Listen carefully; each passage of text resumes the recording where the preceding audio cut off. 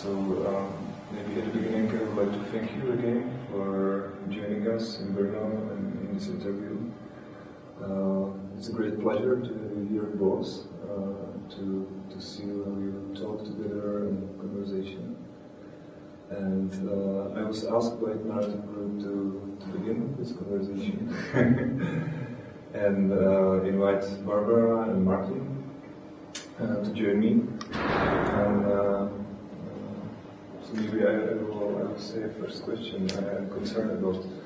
And we have been talking a lot about how you learn, everywhere, where are you going in a relation with people and in a new conversation. So concerning that, I would like to ask, what have you learned during these 3 or 4 days you have spent here in Brno? Wow, a big question. And first of all, thank you as well.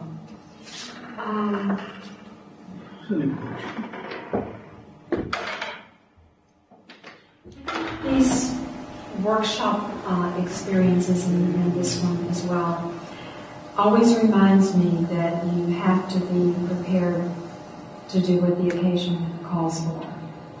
You have to be able to respond to what people present, whether that's a large group, whether that's one of the volunteers in one of the consultations, so that you are meeting as best you can their wants and needs and not imposing a pre-planned or pre-structured agenda on them.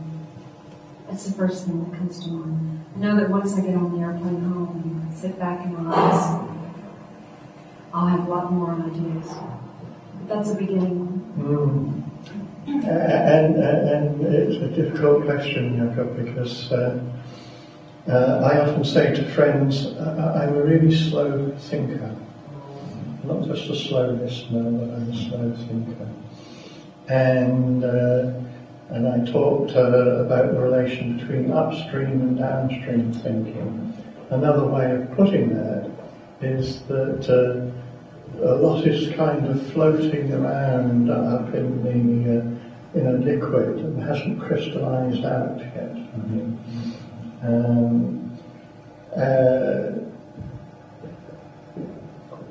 As an organizational context, it did become clear to me, you perhaps noticed one of the first answers to a question I gave was somebody saying, how do we put these ideas into practice? And straight away I thought, even though they're working in organizations, they're still working like academics. The ideas come first and practices come second. So it's not so much that I learned something new, but I learned how pervasive that idea of ideas come first. And so you know the answer I gave. You start with the practice. You just ask new kinds of questions. Or Thomas at the end didn't have a conversation partner, so he wanted to present his what he was going to take away and try and experiment with.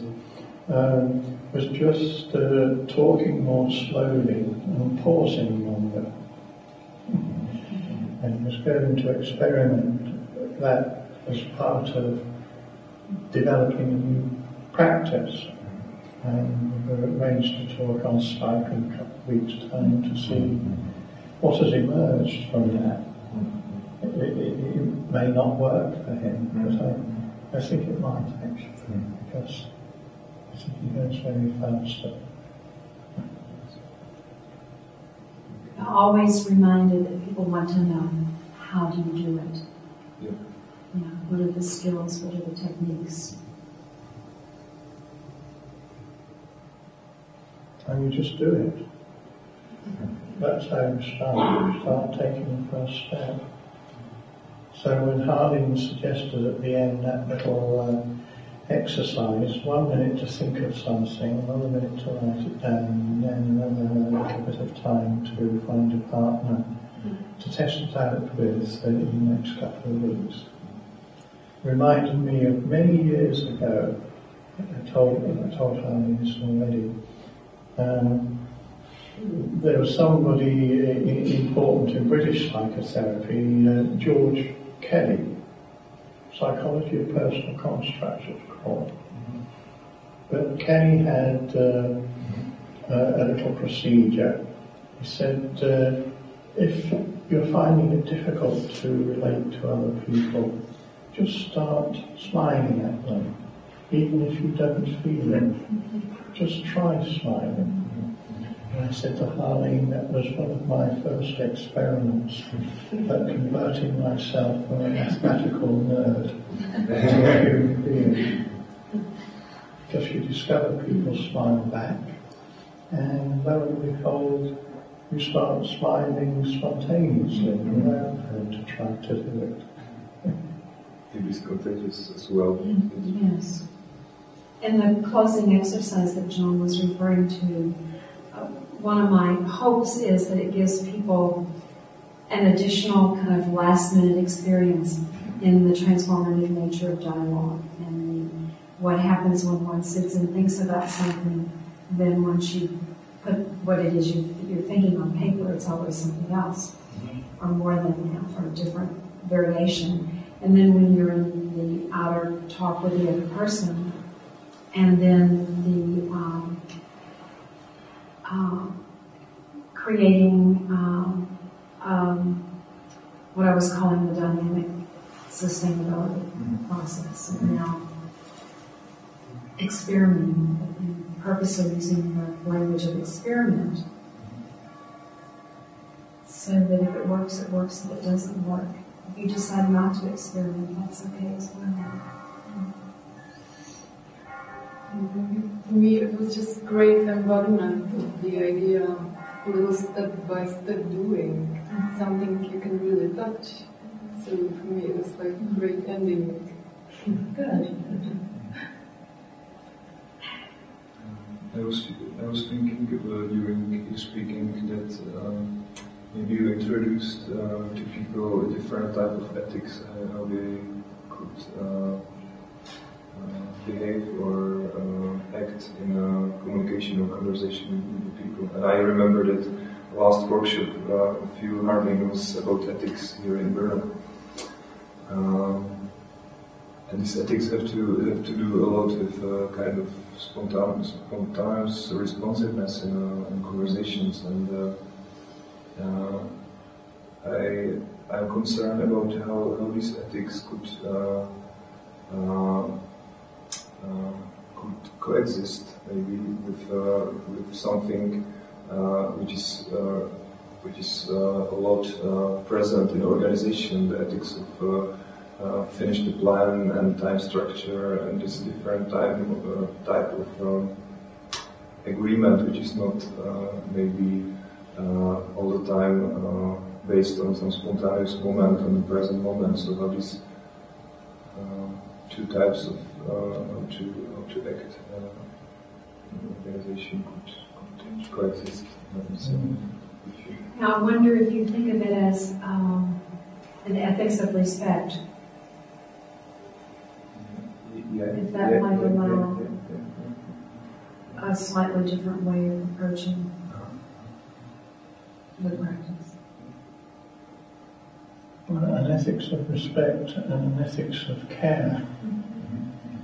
Go ahead and do it. In that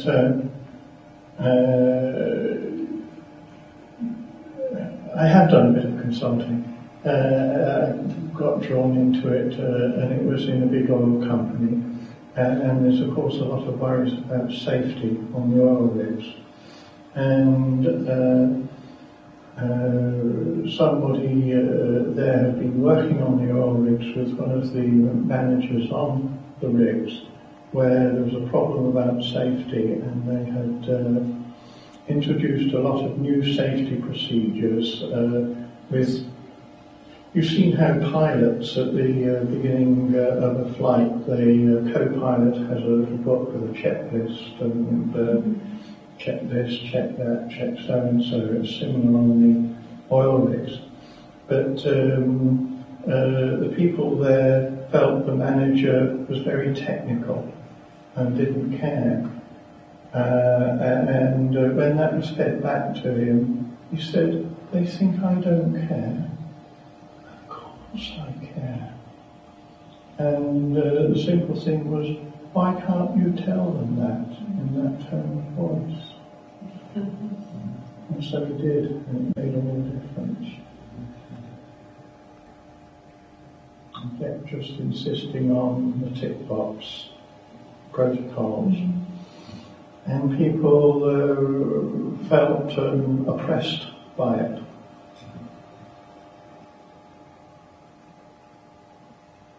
So I got out this piece of paper, 5th of October 2001. I was in a reflecting team in Germany, Marburg, Platzdiesler actually. And the client was the son of a father who didn't think that he was responsible enough. And when the father died, he left the farm to his younger brother, and he was the eldest brother. And he was very upset about that. See, when people talk about things that matter to them, remember it. And I don't know what I said or did, but he wrote me a little piece of paper at the end of it, came back and gave it to me, and said, "Thank you for the words you said to me, especially for the moved way you said them. It touched my heart. I was too shy to say it in the group. Sorry. May the sun often be with you." And you can see I keep that. And you were touched on this words of course. Thank you for sharing with us this stories.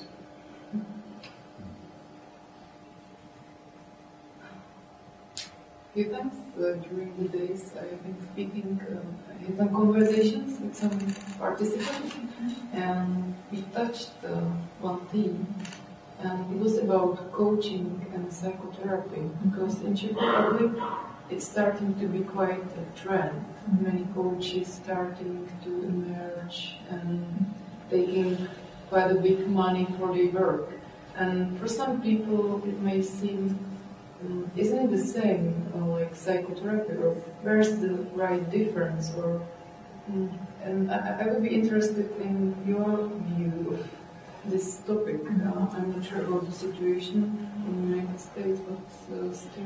Yeah, well, I think coaching is becoming very popular all over, and certainly a lot of people in the mental health disciplines are interested in adding coaching to their practice. Mm-hmm. For me, the process of coaching and the kind of relationship I want to have is similar to what I would do in psychotherapy or any of my practices. The agenda, the intent of coming together is different. I think in coaching, if you look at some of the literature, some of the descriptions of the similarities and differences, is that coaching would say that coaches work with people who are quite functional and forward-thinking and want to be more successful in their life, whether that's in their personal life or their business life. That, of course, you don't deal with diagnoses.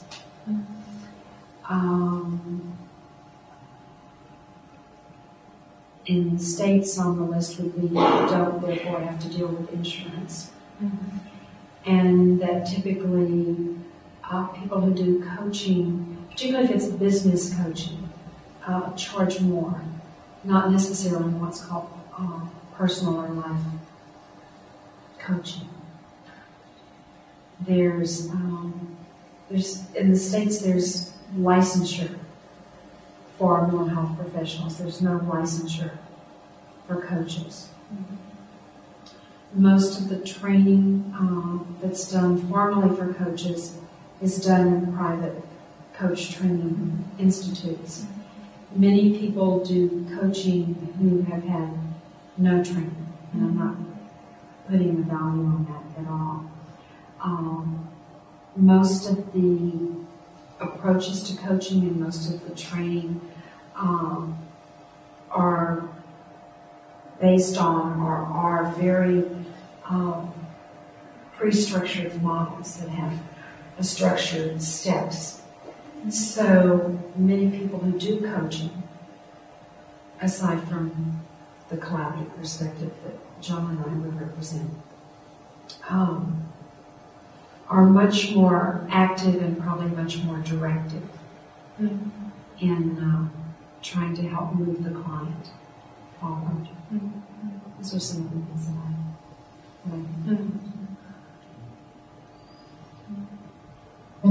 I wrote an article way back, and I think it might have been something like about 1976 or 78. But that is when I read that in a game of tennis book.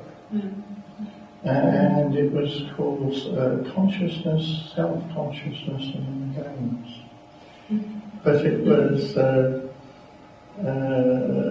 pointing out that a lot of things that happened in developmental psychology were very like coaching in games. And that the mother or the caretaker acted like a coach acts in games, that the coach observes the player and notices tendencies, beginnings to do certain things, and beginnings that can lead in wrong ways compared with beginnings that can lead in the right way. And there's a marvellous line in Vygotsky, which has always been very influential on the way that I worked. And the line was simply, what later we learn to do deliberately, we must first be doing spontaneously. You must have already exhibiting the behaviour in your body spontaneously. And it's always that either you yourself can notice that you're already doing something, and let's say, oh, I can do that again. Or somebody else notices that you're already doing it, and say, no, you just did something, do try and do that again.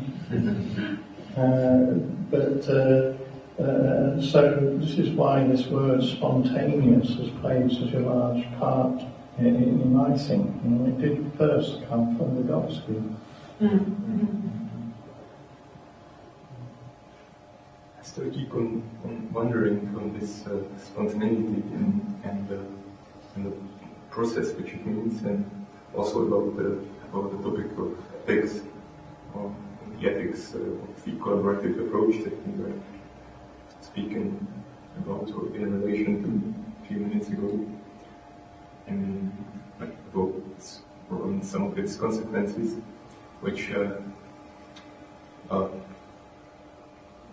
a few times during the workshop I was wondering about the question of trust, or maybe even faith in the process. And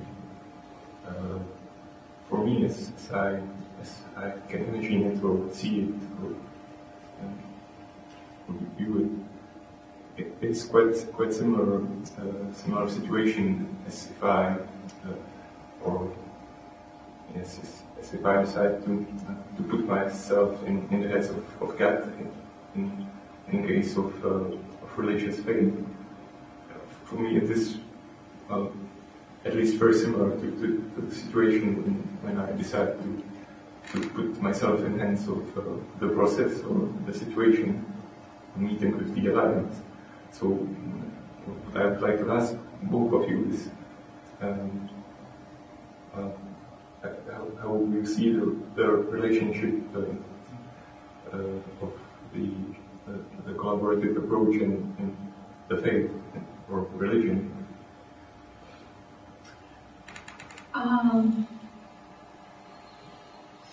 Well, first let me just share a thought I was having about trust in the process. Because I think it's trust in the process, and it's also trust in the persons that you're working with, and trust in yourself, that you'll be able to respond and face and handle whatever it is that comes your way. Collaborative work and faith. Faith in terms of religious faith.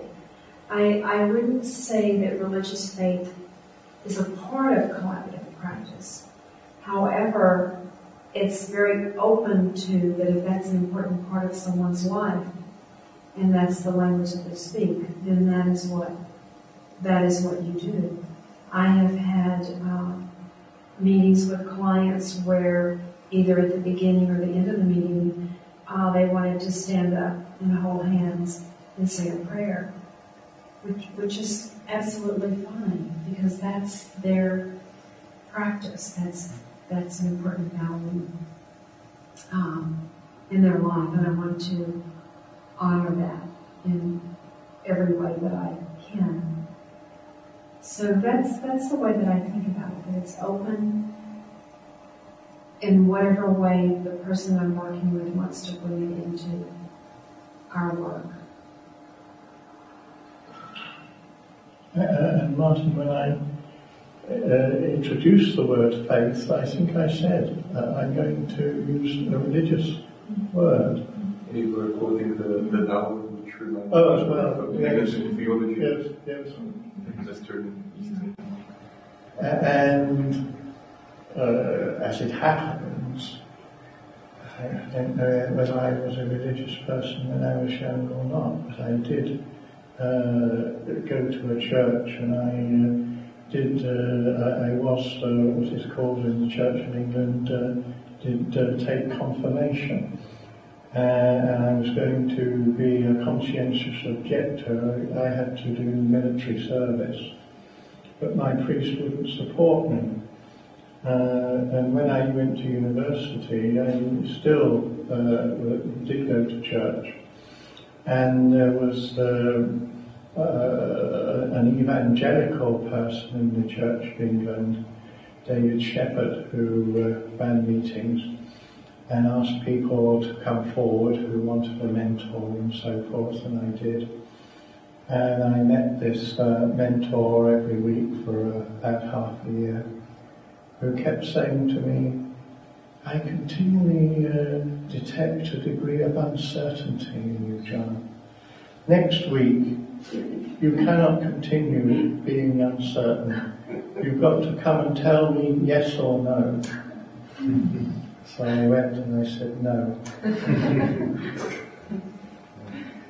But on the other hand, I am more than willing to admit that an enormous number of things, and you will find a little video of me on the internet, and it's called The Amazingness of the Ordinary.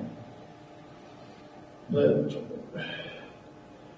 some things about the way language works, to me, are a complete mystery. For a while, I used the word chiasmic. Some people, and Bateson is one of them, and Merleau-Ponty is another, say that the way your vision from the two eyes gets intertwined in the optic chiasm is a metaphor for how things get intertwined in dialogue. And nobody can possibly invent a computer program when the vision from your two eyes is intertwined. It gives you height and width and whatnot, but gives your body a sense that things are near, far and near.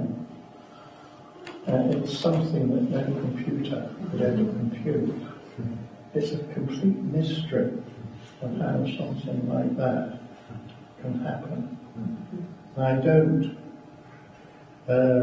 My final thing about religion is that in the end, religions upset me because there are ideologies associated with them. And people start thinking everybody's got to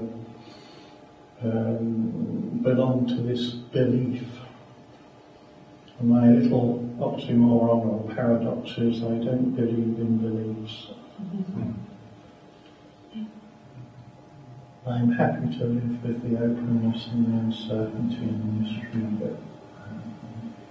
but more than happy, because it's so rich. There's more of it to come. For me, it's very useful to make a distinction between the church and the religion or the faith. Because, as you say, I think it is often the church which is connected to ideologies, and often a lot of terror stuff. But still, I think to decide to discover uncertainty and, from the sense of spontaneity, I started imagining that it can be, someone could go their gut in some way, which is what motivated me to ask this question. One more thing. As you're speaking, and I will turn the page a little bit, as you're speaking about uncertainty and during the workshop about tension and anxiety, I was thinking about as that would lead us or be as some orientational principle in our conversation. I was thinking if we could somehow use it or be sensitive to it during the inquiry or research, because it's one of your topics you are speaking about here in Brno. So I was thinking about it in connection to practitioners who are doing what is called research, and about this tension and anxiety as an orientation principle. So if you have some thoughts about that, or if you're thinking about that, it could be somehow connected. Or also no, I was seeing go ahead because this is referring to your workshop. Well, there's two parts to it, perhaps two immediate ways of answering I can think of. One is what you might call short-term uncertainties or long-term uncertainties. The short-term one are the kinds of what I was saying in the company. You listen to the great new plans for the future, and they sound extremely well worked out and very eloquently expressed, and then along comes the buts.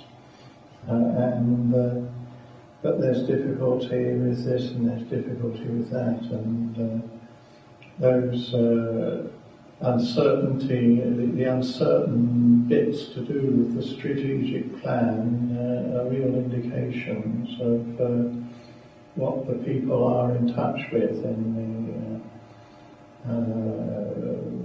the larger context of the organisation. But with long-term uncertainties, I just think of my own career in academic psychology, or of Tom Anderson's career in professional psychotherapy. My career in psychology was continually saying to myself, this isn't right, this still isn't getting in touch with what seems to me the important things that we need to understand in understanding why people behave in the way that they do. I don't know what are the important things, but I know that the things I'm being told are important are a tiny part of it. So when I had to lecture on a set curriculum, I didn't lecture in a critical way about it and say these things are wrong. I said these are very intelligent people. They had reasons for picking out this feature. And so here's one feature that people picked out.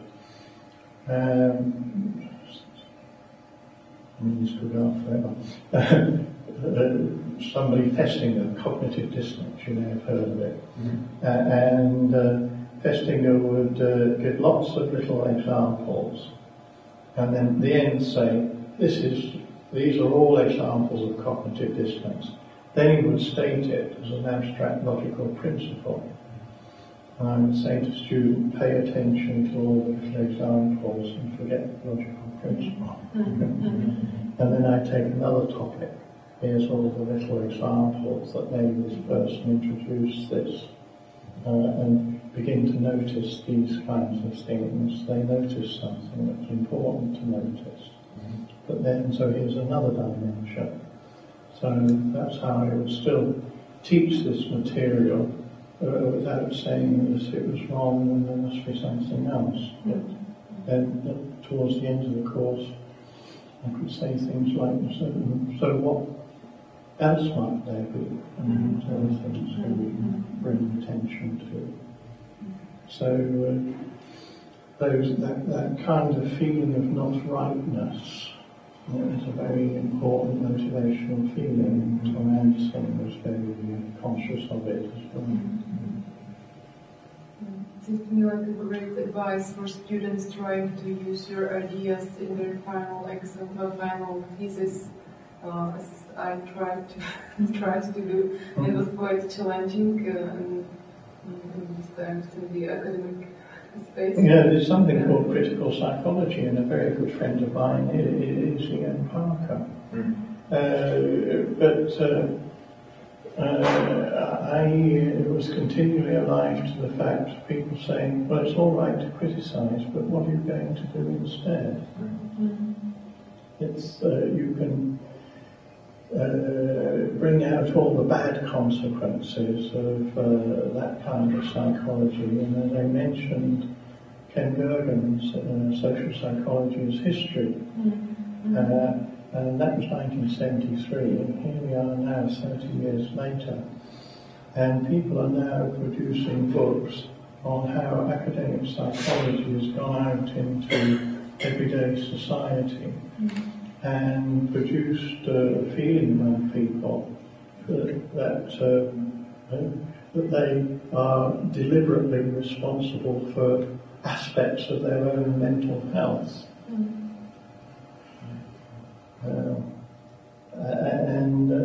Again, it eradicates social and cultural and historical life. But psychology is an ethical and a political subject and not a technical one. Very political.